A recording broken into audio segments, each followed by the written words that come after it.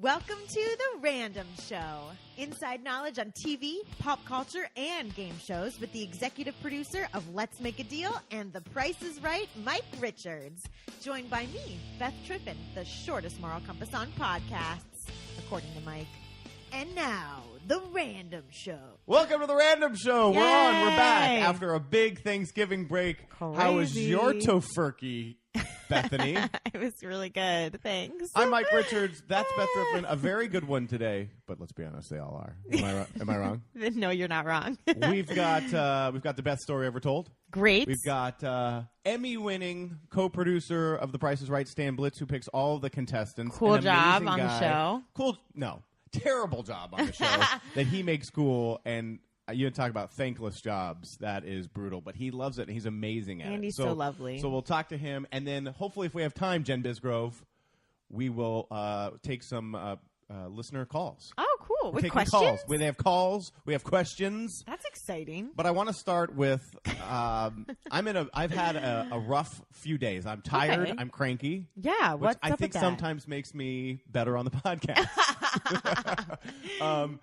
Not taking any crap. Well, we're modeling our house, and we had to move out of it. Big problems, I know. I had to move out of it. That sucks. And I have 2 children and a wife who cannot lift anything. Right. So I was up till 3 last night packing up the house. The night before, I was up till 2. Where are you moving to? That's the really neat part that I have to look forward to, moving into the in-laws' house. Yay! Just in time for the holidays. Yeah, we're going to be out until January.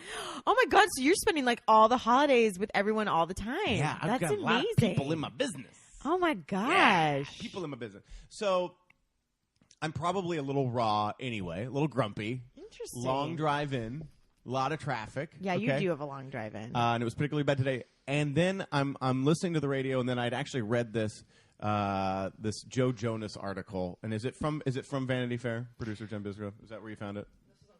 It was on. Okay, so this is an interview on Vulture that Joe Jonas from the Jonas Brothers did, and it got news because he basically outs Demi Lovato and other people for smoking pot with them and going try it, and which is not cool. Like not horrible. cool. That's not cool to do that. So then, Beth, I've decided that I'm going to call for a cultural shift. A complete cultural shift. I'm like really worried for the cultural towards shift. honesty. Oh, okay. You're I'm an cool with honest that. person, Yeah, right? I am. So let's move towards Honesty. where we just tell people the truth, because I think we dance, and especially celebrity. Oh, Beth's raising her hand. Yes, in the back of the class, Beth Griffin. I have a thing about honesty, though. I think it's very good to be honest, but I think a lot of people will take honesty and then just give that free permission for them to be rude. And Yeah, I think I'm going to move towards rude. No, I think this is where we are going to differ on the cultural shift. Because we give, and especially celebrities, and I work in television. And What? I work around celebrities. Now, I work around high IQ celebrities. But we all, inexplicably, and the more successful you are, the more people tap dance around you. Mm-hmm. And I think that's a huge mistake, because I think that's how you end up with people that are just knuckleheads. So I'm calling for the cultural shift, Beth, and I'm gonna play it out for you so you can see how it would go, what it would be like to live in a world where I've shifted the world towards honesty, especially towards some celebrities. If it's honest, is it rude? What if it's just honest? It is. If Let's you're try delivering, it. Let's try it. So All right. I have highlighted for you excerpts from the Joe Jonas interview, and I would like you to because you're an actor, you are trained. You went to a special arts college, right? Had short buses. I don't know. You have a Russian accent that you're able to do. You have a lot of pain and itches. Yes. So go ahead and just as Joe Jonas, and then I'm going to respond as So did he write this article? he was interviewed for it. And All so right. I'm going to be the interviewer, what I believe the person should be saying back to him. Okay.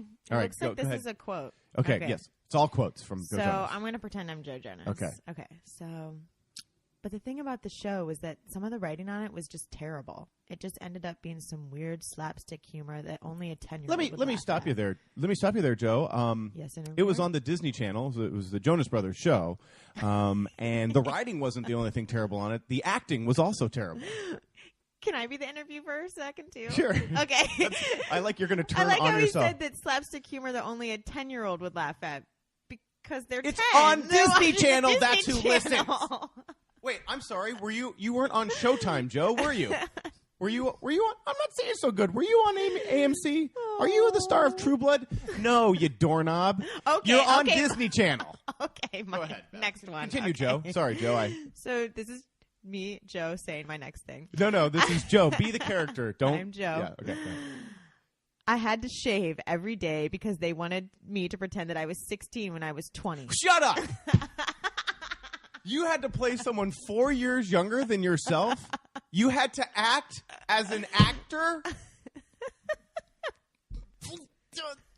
I had to shave every day. Yeah, you know what? Most people who go to work every day have to shave every day. Yeah, and we appreciate it because you have a stash if you don't. Continue. Okay. I went through media training and I hated it. Period.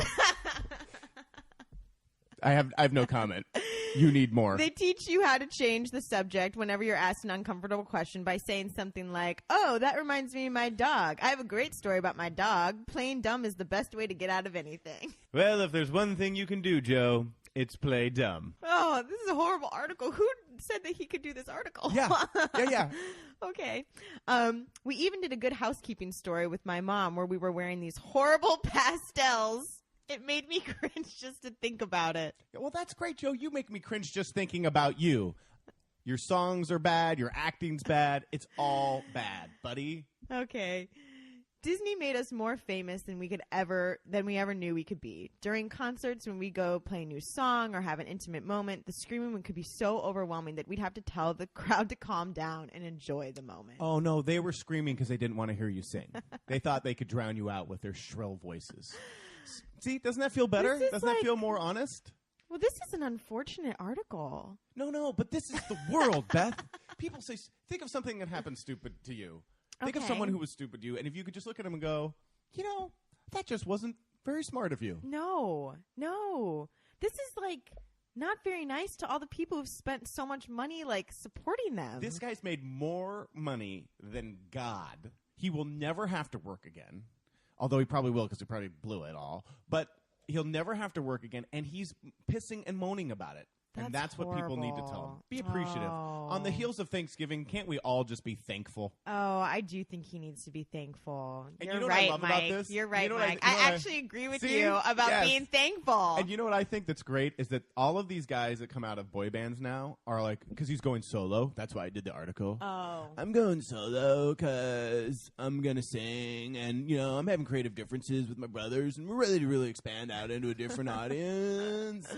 And they all believe that they can make it now because Justin Timberlake did it. Oh. They all go, true. "Oh, look, he could do it." No. One of them has talent and intelligence, and the other one's name is Joe Jonas. So that's my cultural shift, Beth. Are you with me? I think I'm with you most of the way. Well, let's bring in someone who's actually quite nice, who has already made a cultural shift, who is smart, Emmy-winning co-producer of The Price is Right, Stan Blitz. Welcome to the Random Show. Oh, all right, that's good. That's probably good. Welcome to the Random Show, Stan. How are you? Thank you very much. I'm great. Hi, Stan. Hi. So Stan does a lot of things on The Price is Right, Beth? I think Stan kind of has one of the cooler jobs on this show. I think publicly people would agree with that. Yeah. I know how hard your job is, and I couldn't do it. Yes, you could. So Stan picks the contestants, which means he interviews 300 people twice a day. Yeah. Every day we tape, and but we only do 190 shows a year, so that's not that much. But he also picks the music. Oh my God, that's right. I forgot. So how many music cues are in the show? About 40 to 50 music cues per show. Per show. Oh yeah, that's so funny. And then you also pick the cars. Yep. Scheduling, And strategy, scheduling, all that kind of good stuff. all the stuff in it, and then you help present showcases and write showcases. It's a And blast. That's So what I what think else- is so funny about The Price is Right, though. Is Everybody everyone has does the most everything. rando jobs ever. It's really cool. I'm in charge of washing the golf cart. I have a lot of different jobs. But I know that the thing that most people are most interested in with you, because I hear you talk when you go to dinner parties or whenever I get interviewed about The Price is Right, is about the picking the contestant's job. And what is it that he asks just about every person? It has the most mystique. Yeah, but what is it that he asks every person? Oh, he says, "Hi, how you doing? Where are you from? What do you do?" And so basically that's it, right? Better That's than that. well, yeah, That's and then I better get than into it more if they're interesting. Now, but he doesn't do it sing-songy, Beth. No. And Sometimes I do. Do you? Oh Do you yeah, do it? I sing and dance all the time with these people. So what is, I know everyone asks you this, but what is it that you're looking for? Because you're asking everyone the same exact question. And then, like you said, you get into it. But what is it in that moment that you're looking for? It's never about what they say. It's always about how they say it. It doesn't matter where they're from, what shirt they're wearing, or anything like that. That you can ask the same question over and over again, and everybody responds in a different way. Some people are more enthusiastic. Some people are more sincere. People are performy. It's always different. But you're looking for excitement. But I think people also, I don't know, backtracking a little bit. Like, I think people often ask, like, how do you get on The Price is Right? And I don't think a lot of people realize that you actually do like a 30-second interview. You know? Yeah. Well, and the other thing is that Stan is very careful to watch them before they walk up, which is, again, I want to run through the numbers again. That's 300 people twice a day that he's trying to catch out of the corner of his eye while he's interviewing the people that he's talking to, and then he watches them when they walk away.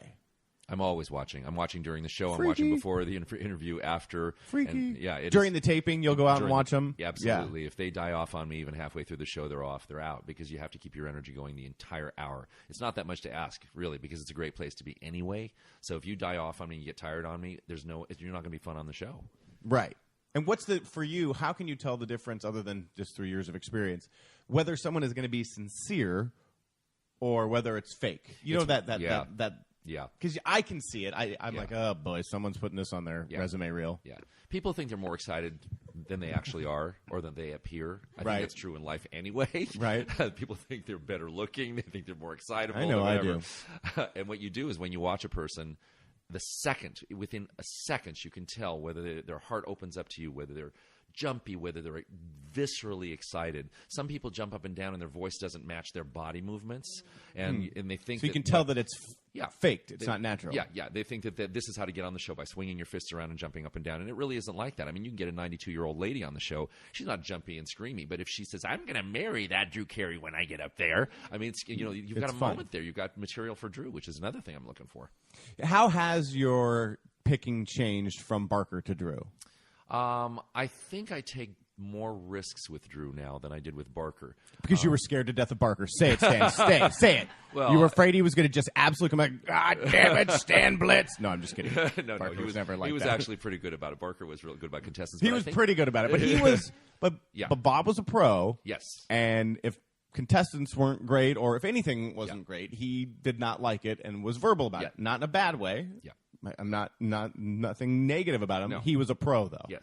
And he knew what he flipped liked. out. He knew what he didn't like. Yeah. Drew has a very large tolerance of people. Unbelievable, it's amazing. right? And he appreciates people for their quirkiness. And if somebody freaks out on stage and gets really quiet or starts tearing up but doesn't say a word, which can look like a disaster on television, he actually appreciates that they're freaked out. And he says, hey, it's an amazing experience. Not everybody's going to react the same way. Right. So, he's very, very, very – he has a great appreciation for people and the reactions. Do you think that because I read on the blogs probably more than I should, and all the Price is Right fans, and I get a lot of twits about it and all that kind of stuff. Do you think that everyone is nuttier on the show now? Have you moved towards picking nuttier people, or are nuttier people showing up? It's hard to know what came first, the chicken or the egg on Right. this. I've always, even in Barker's days, when I started doing this with Barker, I started getting him nuttier people. And When did you start doing it? I think this is about 10 years ago. Okay. 9 or 10 years ago. I can't even remember now anymore. It's all Now, you've been on the show 35 years. 35 this years. January, Yeah. Yeah. Pretty awesome. Yeah, it's horrifying. Just 35 years, Beth. Horrifying. But you you have had 173 different jobs, but you've been picking contestants for about a decade, 9 right? or 10 years, I think that's about it. Yeah, I think that sounds right. Yeah. And with Barker, as soon as I started doing it, I was terrified because I didn't know exactly what he wanted. He had a long talk with me, and I tried to pick some more interesting people than what I'd seen on the show before that.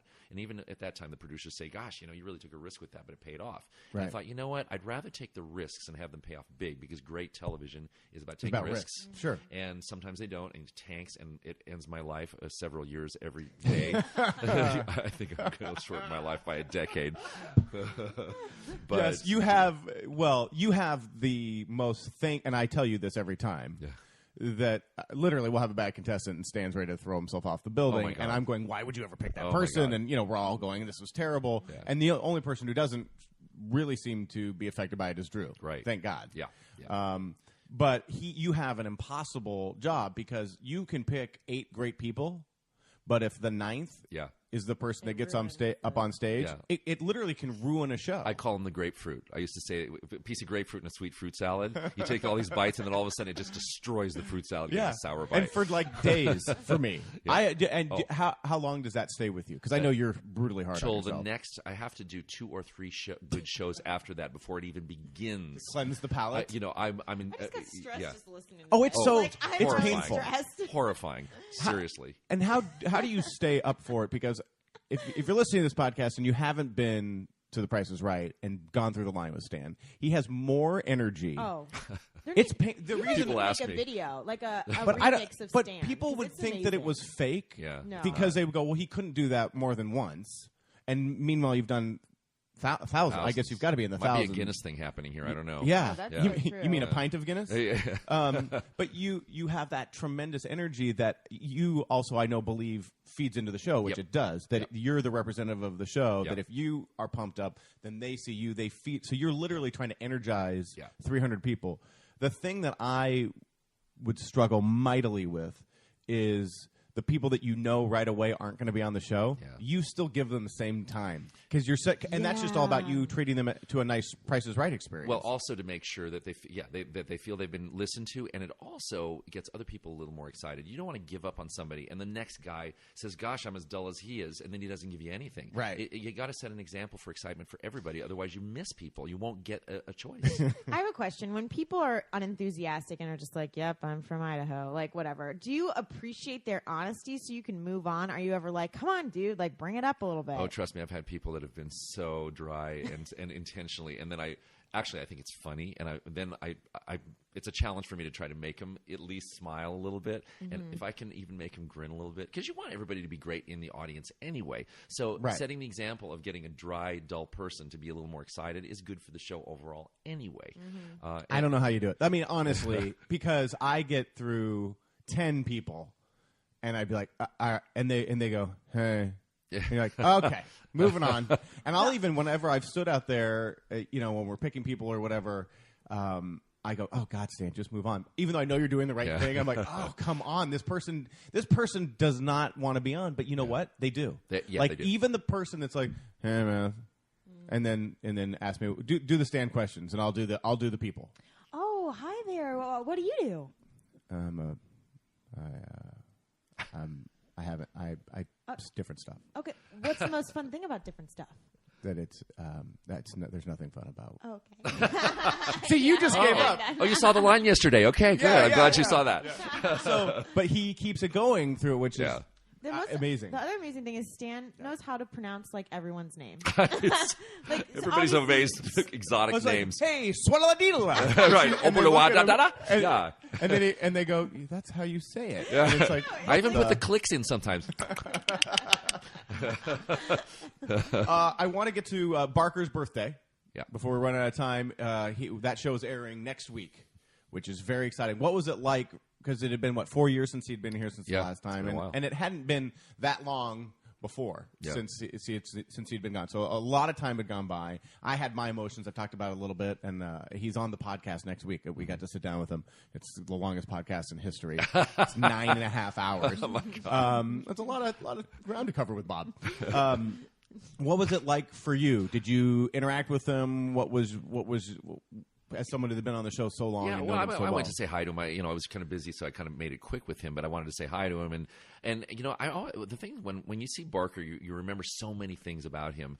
I remember the good things he did for my career. I remember the good things he said to me when I started doing contestants, which was amazing. What did he say? He said something to a crew guy, and then it was repeated to me, and then later on he confirmed it. As soon as within about a month of my doing contestants, he said to me, "If Stan keeps picking contestants like this, I'm going to renew for another year." He actually said that I just got because chills. he was thinking of retiring earlier. And I remember watching other producers do this before me years and years, as a page even, 35 years ago. And I know I'm doing it differently, and I'm giving them more variety because I kill myself to try to find interesting people. I just don't like the dull people you're talking about. Sometimes you get something. And Barker said that to me, and I thought, oh, my God, that's a huge deal for me. Especially from him. Oh, my God, absolutely. I mean, literally a legend. Yeah. And not not that he's not the most. He was kind. He's not a always gusher. kind, He's not but a he's not a gusher. gusher. No. Yeah, I'm trying to No. say the right because he was Quality, not he was quantity. yes. Yeah. And I thought, you know what? I must be doing something right. I'm going to keep doing this. And then when Drew got on the show, of course, I multiplied the craziness answering Sure. your question earlier. But with Barker, I think he had an appreciation for enjoying his work when he was given material. I thought, okay, I'm just going to keep giving him material, and that brought a lot of stuff up for me when I talked to really him. cool. And he was very grateful, and you know, just all the time when I saw him last couple weeks ago, just very grateful and very nice, and it was he was very happy to be here, which was a kick I think for all of us. Absolutely. Stan Blitz has to go now. Pick contestants. That's cool. For The Yay. Price is Right. Emmy winner Stan Blitz has to go pick contestants. Thank you for being on the Thanks for Random Show, having me. It was Stan. great. Give him applause. Oh, Jen. Yay. Oh, it locked her out. It locked her out. Oh no. There it is. I'll do my own. All right, go pick great contestants. Thanks, Stan. Thanks, Stan. Hey, you know what it's time for, Jen Bisgrove? It's your favorite part of the Random Show. We did a whole tribute to it for our Thanksgiving That's so episode. cool. It's time for the Beth story ever told. Ever told. Ever told. Ever told. Okay. I always enter too quickly on that. So, okay. I should appreciate my intro. Ever Thank told. you. Okay.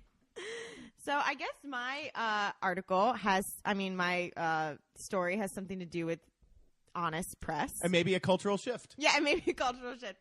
So, as you guys know, I did my play, and it was super fun. Wait, and is it over? Did I miss it? Yes, it ended last week. Jen Bisgrove? That's Jen Bisgrove's fault, not 6 mine. weekends, 6. That is not my fault. That's I'm okay. really sorry I missed it. I really Yeah, am. that's fine. I But- wanted to see you do your accent I with, know, from it was so very Slovenia. good. Yes, it was good. Jason Bergensteinen. But the point was, the play went really well. It was super fun, and some amazing stuff came out of it. I got a new manager who found me, who went to the play and whatever. So that was really awesome. And as I was working with said wonderful manager, I don't read reviews of the show, because you don't want to get in your. No. Did you get a bad review? No, just tell me. Just wait a second. So I don't read reviews of the show because it gets in your head and your whatever. So, but about 2 weeks ago, he said, you're getting so many good reviews because he had been keeping on. But he said, you're getting so many good reviews. He goes, could you make a separate page on your website just to have quotes, of all the amazing reviews you're getting? That's BethTriffin.com. Yes, BethTriffin.com. That's BETHTRIFFON.com. That is right. How can people twit you? Oh, I'm on Twitter. At BTriffin. BTriffin. Don't be tripping. Don't be tripping. Tweet. Shut up, Mike. Twit me. And so I was like, okay, wow. And he said amazing reviews. That's amazing. So I get online and I find about 10 great reviews. Good for you. Things Congratulations. that I have never.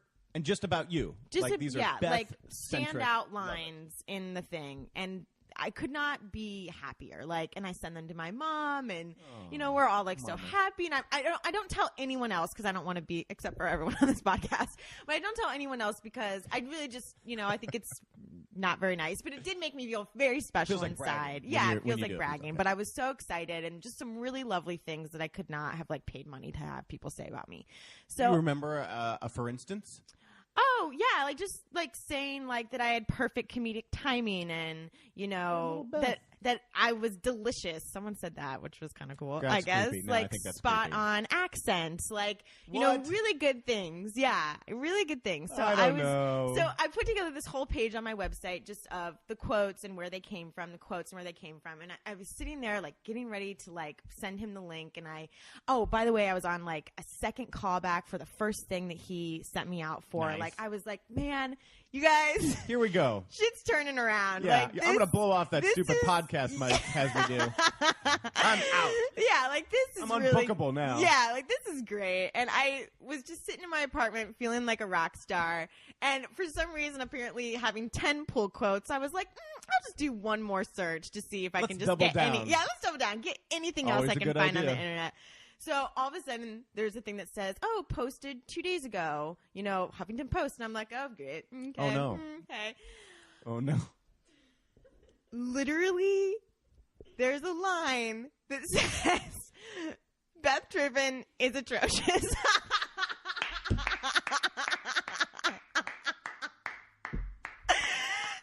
Literally came at the moment where I was feeling on top of the world. And not even like Beth Triffin could have been better. Beth Triffin was atrocious. I haven't even spoken that word in about like a decade. Like that's a vocab word from like olden times. Like she has a plethora of atrocities. Yeah. I was just like, no way. Oh my God. And so I just was like, and you're by yourself. My roommates are going to come home soon tonight. Like, anyone, please, dear God. And so then I was like, okay, whatever. Like, this is what happens. It's fine. Just go read your other 10 quotes. And I just went back and read them. And I was like, spot on accent. Perfect. Delicious. Like, okay, great. And then I just was like, atrocious. Like, that is a colorful word. I know. So that happened, but it's keeping me grounded. And you know what? I welcome all the different opinions, and that's fine. I don't welcome people's opinions because then I want to meet them. I wanted to meet them too, and I want to make fun of them. I did Wikipedia this writer because he's like a quasi actor and has dabbled and definitely done some things, but like was mostly a writer. I don't know. I think he used to act, and now he's a writer. Oh, one of those. Yeah. Well, if it makes you feel any better, my first ever TV review for High School Reunion. Mm-hmm. So this was like a huge deal. I'd never done anything that hadn't been a pilot. Mm-hmm. I picked up like about 2 pilots a year in my early 20s. I turned 26, 27. I get High School Reunion on the CW primetime. Mike Fleiss, executive producer of The Bachelor, brings his next big project. Mm-hmm. We go to Hawaii where we shoot for 6 weeks or whatever. I'm treated like a star. Right. It was amazing. Wasn't in the show a whole big bunch. You should know, which leads to this Variety quote. High School Reunion, good show, lots of fun, this, that, blah, blah, blah. Host Mike Richards is inconsequential to the proceedings. And I was like, another big word. And I remember doing the same thing you did, like sitting by myself. Guys. Yeah. Just sitting in my place going, but I'm Mike Richards and my mom says I'm not inconsequential, but did you tell your mom? Oh yeah. The next day she built you back up? She was just like, to be honest, the first 20 minutes of reading that I was atrocious was pretty awful. Is that the only thing that the person said about you? So there's like other things about the rest of it? Oh, about the rest me? of the play? Oh yeah, he went through everything. And was he negative about the whole thing? He didn't love the subject matter. It's it's tough subject a dark matter. play. Yeah. It's a dark comedy. And I am supposed to be the comedic relief in the play, but whatever. So yeah, no. But the next day, it was fine. Like, and she was fine, and because my mom would probably take it harder than I would. But yeah no, it was just like it is what it is. Well, I'm sorry, but I appreciate that he was honest. Well, that's why I brought this But story. see, I think face-to-face honesty. I'm not talking about internet honesty where it's like in your grandma's basement going, "Dear the internet, I don't like you. I am mad." Yeah, so I think you taking have to deal with shots, that a lot with Price too. Well, with everything I've ever done, and you take and you do. The more you put yourself out there, the more you get cheap-shotted. But I'm saying my cultural shift is I want people to say it to their face. Mm-hmm. Walking away and being a douchebag on the internet and writing about it, or just even being a critic, which that's their job, and I kind of understand that, and you do too, but it still sucks to have anyone say anything bad about you. And you said it right. This is just part of the process, part of the deal. But I'm saying don't cheap shot me. If you don't like it, say it to me in person, and let's have a dialogue about it. Totally. Which is why... Segue, king of segues. Dick Clark would have been proud of that one. We're now, we have people calling in. We have fans of the Random Show podcast calling in with their questions. All right, the first question is from Neil. Neil, pronounce your last name. I'm going to do it. I'm going to pretend I'm Stan. You're going to try to do Stan. Sternitsky. Yep. There it is. Good job. Welcome to the Random Show, Neil. What is your question? My question for you guys today is, when are you going to let Rachel host Price is Right? Oh. I think you guys owe it to her since she missed the April Fool's show last year. Yes, she was having her baby, and so she wasn't here. And for those of you that didn't see it, the April Fool's show is always a big deal here on Price is Right, and this season's was no different. We actually had the models take over, and they hosted and announced, and George and Drew modeled. That's very funny. Stressful day for the executive producer of Price is Right. But Rachel wasn't here, and I was super bummed she wasn't here. We should try to I don't want to do the same thing again. What could we do with Rachel? Neil, we've been having her present some of the showcases more. Do you like that? Oh, I love it. I love Rachel. Yeah, she's the greatest. Maybe she could host a game. I don't know. What could we got to find something organic for her to do. She is really funny, and I've been giving her a lot of crap lately because we co-starred on The Bold and the Beautiful. Oh, that's right. Together. I don't know if you remember that, Beth, that I was on The Bold and the I don't Beautiful. know. This is I did maybe get a the fan third letter. podcast. where we've mentioned Somebody it. get aspirin. And I did get fan mail. Bold and the Beautiful fan mail. Did Jen write you a letter? No, she wouldn't ever do anything that nice. So I've been giving Rachel a lot of crap, but we could. So you want to see Neil? You want to see her host a game or do something like that? I want to see her host the whole show. Well, It's kind of a tall order, Neil. You know, do the whole entrance through the big doors and everything. the whole thing. She would do an amazing entrance through the big she's doors. amazing, and you know what's and Bisgrove and I talk about this a lot. You know what's painful about Rachel? She She's really is nice. prettier inside than she is on the outside, Yeah, and that's she's kind of lovely. disgusting. She's the Yeah. nicest, most low drama person. She's great. Well, Neil, we appreciate your question. I will look for a place to put Rachel into The Price is Right talking more. I don't know if I can give her an entire episode because, Drew Carey might have something to say about that. Okay. Thanks. Well, next time you see her, tell her Neil from Twitter says hi. I will tell her those exact words. Okay. Thanks, Neil. Thanks, Neil. Thanks, Mike. Thanks, guys. All right, our next call is from Amy. Hello, Amy. Come on down. This is Amy. Hi, Amy. Amy. Amy, where are you from? Syracuse, New York. Oh, Oh. that's where our director, Adam Sandler, went to Syracuse. Oh, that's true. And he Awesome. is now Great a school. director. Yep. Yeah, very good school. And what is your question for us today on The Random Show? Well, it's actually about Yodely Guy. I think he is he's a heartthrob. underutilized talent. I think he should be, That's awesome. randomly appearing on stage every once in a while or tweeting more, sending us behind-the-scenes pictures on Twitter. So he does, for those of you who don't know, he does have his own Twitter handle, @Yodely Guy. Yeah. Oh. And I don't want to give Yeah. away who the person who writes from it is, but It's he went to Yodely guy, Mike. Well, he went to Syracuse. I so, see. So my favorite Yodely Guy moment so far is when Drew dressed up like him for Halloween. Yeah. That one cracked me up. Everybody dressed up as their favorite Price is Right game, and he came as Yodely Guy. That was kind of amazing. Yeah. What else could we have him do? Amy, what do you want to see Yodely Guy do? I would like to see him tweet behind-the-scenes pictures Okay. from backstage. Yeah. I would also like to see him maybe come out in the line in the audience, when the contestants are waiting, would get everybody pumped up and excited to see a star from the show. Yeah, he is And a big also- deal. He's really Yes, good at photo he is. ops, too. You know what I think it Yes, would be fun too is to take. We have, and I'll tweet this picture. We have a life-size cutout of him, and Yeah. we should start putting him in random locations and just have people tweet into the show and say, "Oh, I just saw him." Like sit him in the audience. Yeah, totally. Put him in a car in the back Like seat. a spotted in, yeah. Like a Where's Yeah. Waldo for the Yodely Guy. And a lot of Exactly. us. Why Sorry, go couldn't ahead. you put him on the back of Drew's scooter, right? Exactly. He Or could have drive around. or have George Gray take him home. That would be uncomfortable. I'm okay with the Drew Scooter thing. I've seen how and where George lives and his cat, and I feel uncomfortable putting the Yodely Guy in that kind of circumstances. So I think we get some backstage Gotcha. things, and a lot of us were taking Yodely Guy on vacation with us. We had a smaller cutout version, and That's cute. then posing him with pictures from the different locations where we were. So we should do that too. Yeah, he needs to be You know what, well-traveled. Amy? We're going to send you one. And will you send us some pictures of places that you put Yodely Guy in? Yes, I definitely will. That's There we awesome. go. So That's we're going to start awesome. doing that. I appreciate the suggestion. Thanks, Amy. Okay, thank you. Bye. Bye. There, see, we That was take a good- we take calls. Yeah. We're This is we're like a real. legit This thing. is too legit to quit. This is hey. This is a real operation. Good job, Jen Disgrove.